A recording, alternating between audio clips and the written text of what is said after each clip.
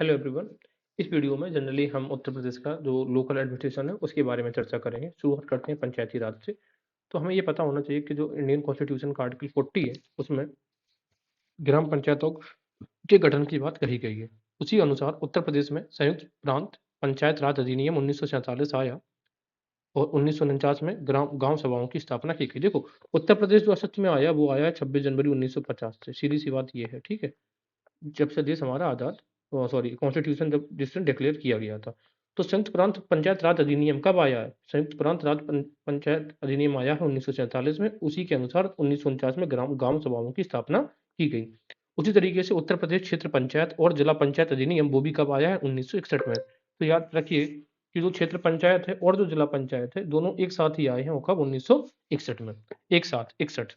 इसके अलावा 73वां संविधान संशोधन 1992 में जो कॉन्स्टिट्यूशनल स्टेटस दिया गया है पंचायत को, वो किस किस आर्टिकल में 243 से लेकर 243 ओ तक के बीच में रखा गया है।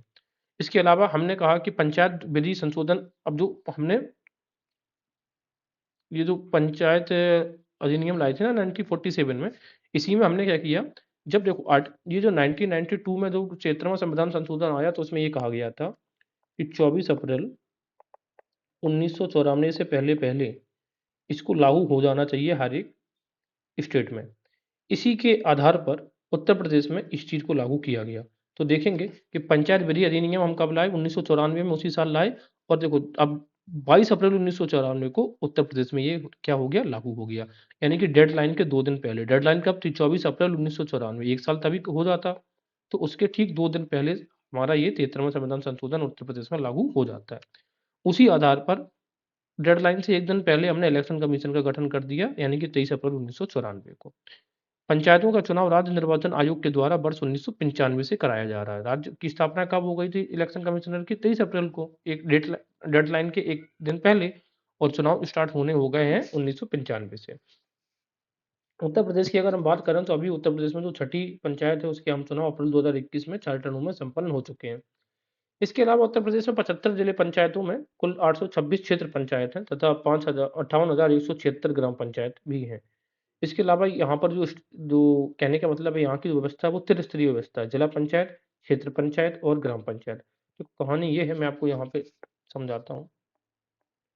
फर्स्ट, सेकंड और थर्ड। ठीक है, तो ये आपका ग्राम पंचायत मान लेते हैं, ये आपकी क्षेत्र पंचायत मान लेते हैं और ये आपकी जिला पंचायत है।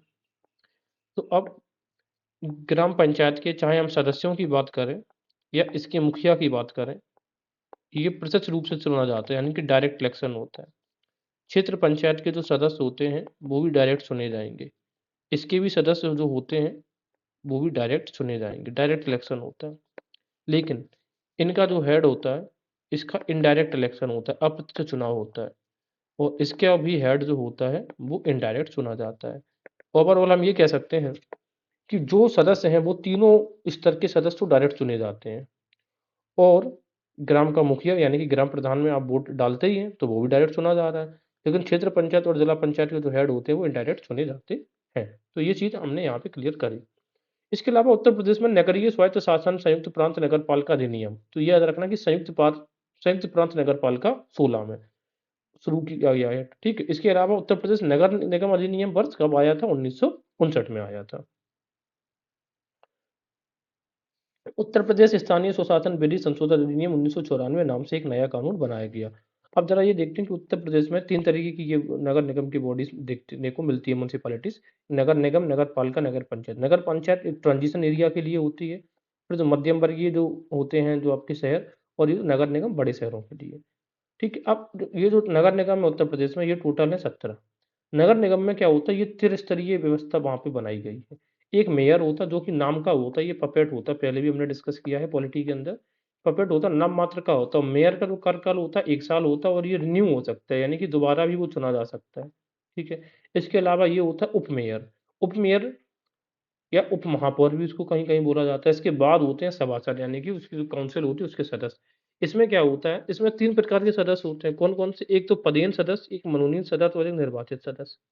अब पदेन कौन होगा? जो लोकल का एमपीस, एमएलएस हो सकते हैं वो। लेकिन निर्वाचित सदस्य कितने हो सकते हैं? तो मैक्सिमम हो सकते हैं 110, मिनिमम हो सकते हैं 60। तो आपको ये निर्वाचित सदस्यों की संख्या याद रखनी है। मेयर की काउंसिल में निर्वाचित सदस्य कितने हो सकते हैं? 60 से 110 के बीच में। तो ये चीज़ें हमने डिस्कस कर ली। इसके अलावा ज़रा देखते हैं, मेयर का निर्वाचन प्रत्यक्ष रूप से वयस्क जनता द्वारा किया जाता है, ठीक है। यह 5 वर्ष के लिए चुना जाता है, राइट, मान लिया। और पद धारण तिथि से 2 वर्ष तक उसके खिलाफ अविश्वास प्रस्ताव नहीं लाया जा सकता है। वो चुना कब के लिए जाएगा? 5 वर्ष के लिए, और 2 वर्ष तक आप उसके खिलाफ कोई भी अविश्वास प्रस्ताव नहीं ला सकते। 2 साल के बाद अगर आपने लाया और अगर वो पास हो गया तो चलो मेयर हट जाएगा, लेकिन अगर वो पास नहीं हुआ तो फिर अगले 2 साल आप फिर इसके खिलाफ में अविश्वास प्रस्ताव नहीं ला पाएँगे। ये रूल है। सभासदों में 3 प्रकार के सभासद होते हैं, निर्वाचित, मनोनीत, पदेन, ये हमने डिस्कस कर लिया है। निर्वाचितों की संख्या मैक्सिमम कितनी हो सकती है? 60 से 110 के बीच में। नगरों के प्रकारों की घोषणा कौन करेगा? राज्यपाल। ये सबसे इंपॉर्टेंट फैक्ट बन जाता है। राज्य से रिलेटेड जो भी घोषणा होती है कि कोई भी एरिया रिजर्व्ड एरिया है, कोई भी एरिया शेड्यूल कास्ट एरिया है या नहीं है, ये सब घोषणा राज्यपाल ही करते हैं। नगरपालिका का प्रादेशिक क्षेत्र राज्यपाल द्वारा अधिसूचित किया जाता है, राइट। इसके अलावा हम ये देखें, राज्य वित्त आयोग तो जब 1993 का जो आया है 73वां संविधान संशोधन, उसी के अनुसार एक कंपल्सरी प्रोविजन क्या रखा गया था कि इलेक्शन कमीशन और फाइनेंस कमीशन की स्थापना करी जाएगी, राज्यों में अपॉइंट किया जाएगा, ठीक है। तो फाइनेंस कमीशन तो हमने दिया है आर्टिकल 243 आई में फाइनेंस में, ठीक है, हर एक राज्य के लिए है। इसका गठन प्रत्येक 5 वर्ष पर किया जाता है। प्रथम राज्य वित्त आयोग वर्ष 1994 में गठित हुआ था, क्योंकि देखो 1993 में तो वो 73वां संविधान संशोधन आया, उसने डेडलाइन क्या दी थी कि 1994 तक ये लागू हो जाना चाहिए। और उसके लागू होने में ये बड़ा प्रोविजन था कि एक इलेक्शन कमिश्नर और एक फाइनेंस कमिश्नर हो जाना चाहिए, कमीशन। तो इलेक्शन कमीशन की स्थापना हो गई थी 23 अप्रैल 1994 को, डेडलाइन से एक दिन पहले। और ये भी 1994 को फाइनेंस कमीशन भी बिठा दिया जाता है। 5वां उत्तर प्रदेश राज्य वित्त आयोग के जो अध्यक्ष है वो कौन से थे? राज्य वित्त आयोग, तो आनंद मित्र। तो वित्त मिलेगा तो आनंद तो आएगा। इसके अलावा उत्तर प्रदेश में पंचायत की प्रथम बार जो स्थापना है वो कब हुई है? 15 अगस्त 1949 को। ये अभी हमने पहले भी यहाँ पर देख के आए हैं कि ये वाला पार्ट देखा था कि 1947 में राज्य अधिनियम आया था, 1949 में गांव ग्राम सभाओं की या पंचायतों की स्थापना हुई थी।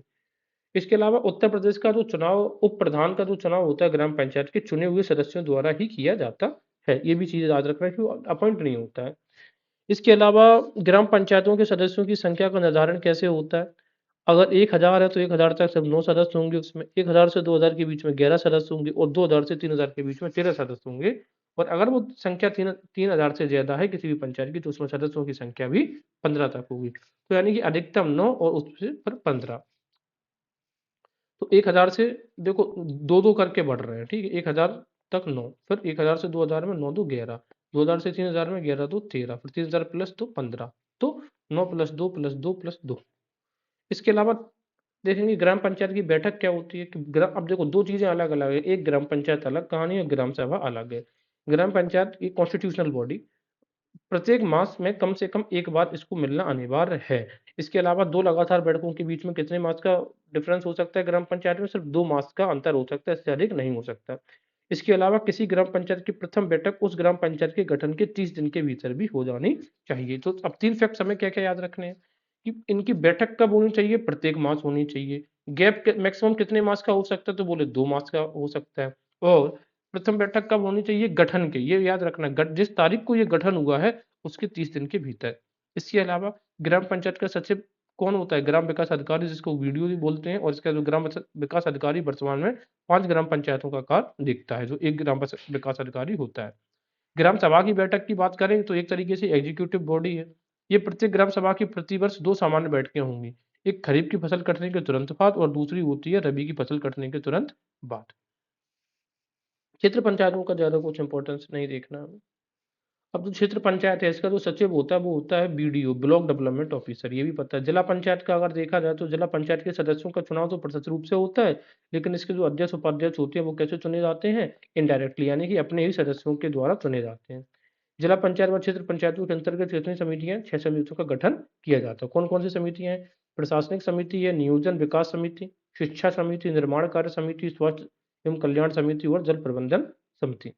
ग्राम प्रधान को पद से हटाने की प्रक्रिया क्या है? जरा देखते हैं कि इसको हटाने के लिए आपको 15 दिन पहले सूचना देनी पड़ेगी। इसकी बैठक में ग्राम सभा के उपस्थित और मतदान करने वाले सदस्यों का 2/3 यानी कि 2/3, 2/3 का मतलब ही होता है मेजोरिटी।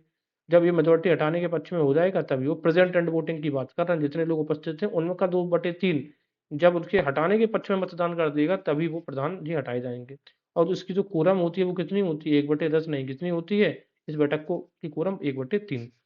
तो ग्राम प्रधान को हटाने का क्या प्रोसीजर है, 15 दिन पहले उसको नोटिस दे दो, 2/3 प्रेजेंट एंड वोटिंग होनी चाहिए और कोरम होनी चाहिए 1/3। इसके अलावा बात ये भी है, यदि बैठक में गढ़पूर्ति या अपेक्षित बहुमत नहीं हो पाया तो सीधी सी बात है वोटिंग हो ही नहीं पाएगी।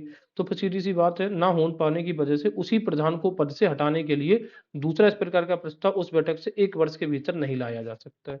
यानी कि भाई एक बार अगर आपने प्रयास कर लिया और वो फेल हो गया तो दोबारा आप 1 साल के बाद ही हटा पाएंगे। और मेयर का केस कितना था, 2 वर्ष।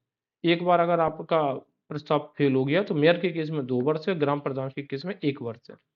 इसके अलावा संविधान की जो 11वीं अनुसूची में उल्लेखित 29 विषयों में से 16 विषयों का कार्य उत्तर प्रदेश में पंचायतों को हस्तांतरित किए गए हैं। टोटल विषय तो 29 है, लेकिन अब तक उत्तर प्रदेश की पंचायतों को सिर्फ 16 विषय प्राप्त हुए हैं। न्याय व्यवस्था की बात कर लें, उत्तर प्रदेश में क्या हालत है। इलाहाबाद उच्च न्यायालय की स्थापना कब हुई, 1886 में, ये भी हमें पता है।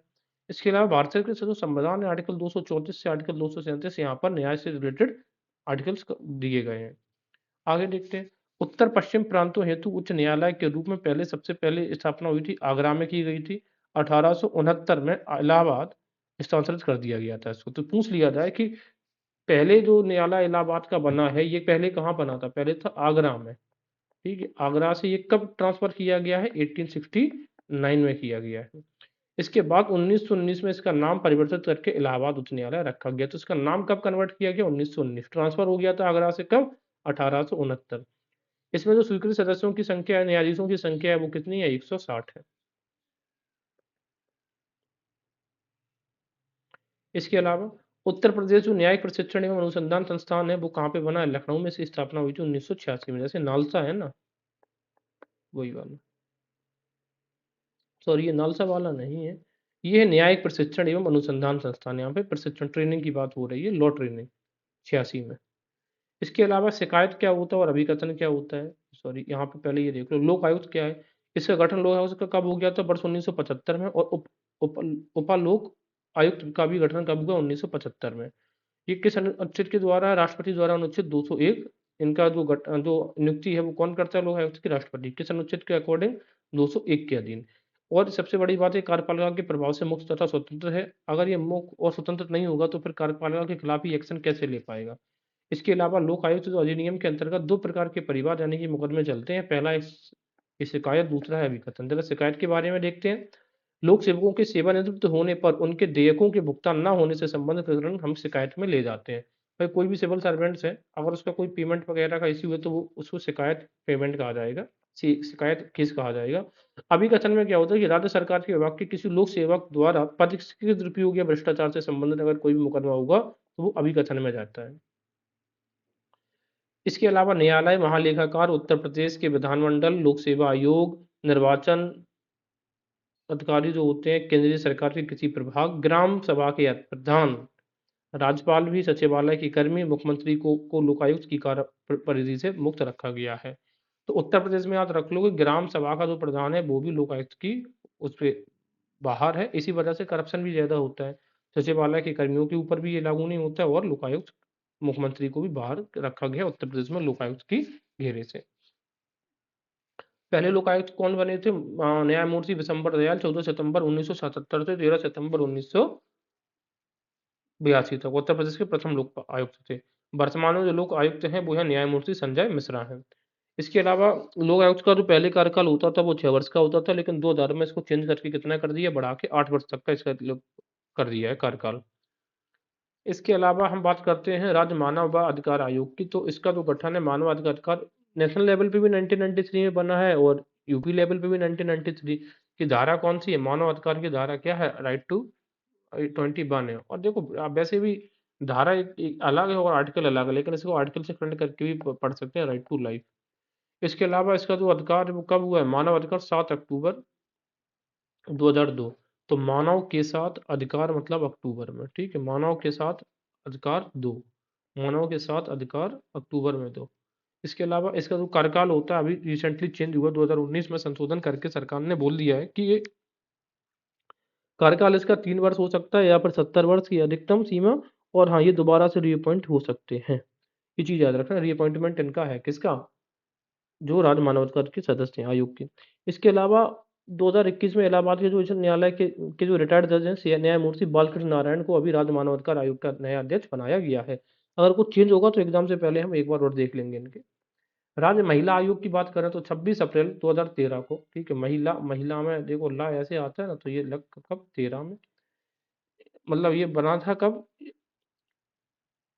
राज्य महिला आयोग अधिनियम तो आया था कब, 2004 में, ये याद रखना, अधिनियम कब आ गया था, 2004 में। और इसको संशोधन हमने कर दिया था 2013 में, और इसका गठन तब हुआ था 26 अप्रैल 2013 को किया गया है। अध्यक्ष अभी वर्तमान में कौन है राज्य महिला आयोग की, बिमला बाथम, ठीक है। कानून व्यवस्था की जरा बात करते हैं तो उत्तर प्रदेश में जो कमिश्नरेट सिस्टम है वो कहाँ कहाँ पर लागू है, 6 एरियाज में, कानपुर लखनऊ एक तो दो बड़े शहर, फिर जीजी वाले गौतम बुद्ध नगर और गाजियाबाद, और फिर दो टूरिस्ट स्पॉट कौन कौन थे, वाराणसी और आगरा। तो 6 एरियाज में अभी कमिश्नरेट सिस्टम लागू है। अब कमिश्नरेट सिस्टम में होता क्या है, इसके तहत जो मजिस्ट्रेट की शक्तियां होती हैं ना, वो अपर पुलिस महानिदेशक जो होता है, ADG, additional director of general, या उसके ऊपर के अधिकारी के पास या फिर पुलिस कमिश्नर के पास दे दी जाती है। किसकी शक्ति है, जिला मजिस्ट्रेट की शक्ति है, ठीक है। इसके अलावा हम ये कह सकते हैं कि पहली महिला पुलिस आयुक्त के रूप में वर्ष 2000 के बैच की आईपीएस अधिकारी जो थी लक्ष्मी सिंह को नियुक्त किया गया था, कहाँ पे, गौतम बुद्ध नगर की पुलिस कमिश्नर के रूप में। इसके अलावा 1090 एक हेल्पलाइन सेवा है महिलाओं के लिए, और महिलाओं से रिलेटेड कौन सा पोर्टल है, विकल्प पोर्टल। तो 1090 जो हेल्पलाइन है वो 2012 में स्टार्ट की गई थी। इसके अलावा सीसीटीएनएस को पायलट प्रोजेक्ट के रूप में लखनऊ, मुरादाबाद और गाजीपुर जनपदों में शुरू किया गया है। समस्त जनपदों में साइबर क्राइम यूनिट्स और साइबर थाने 57 डिस्ट्रिक्ट में बनाए जाने हैं। 3 जनपद जो हैं वो हैं सोनभद्र, मिर्जापुर और चंदौली में कई क्षेत्र नक्सल समस्या से भी प्रभावित हैं। ये पता होना चाहिए। ये दो एरिया कौन से हैं, ये कहने का मतलब ये पर्वत पहाड़ी वाले क्षेत्र हैं।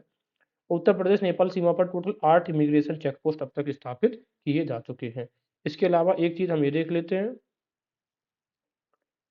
ये उत्तर प्रदेश में जो एनआरआई दिवस है वो पहली बार मनाया गया था आगरा में, किस शहर में, आगरा शहर में, एनआरआई आगरा। और 4 से 5 जनवरी 2016 को पहला दिवस आयोजित किया गया था, कहाँ पे, एनआरआई दिवस आगरा में। इसके अलावा ये देख ले, कालांतर में जो पेंशन अनुदान अनुसंधान दिया जाता है वो कब से चालू है, उत्तर प्रदेश में 1975 से।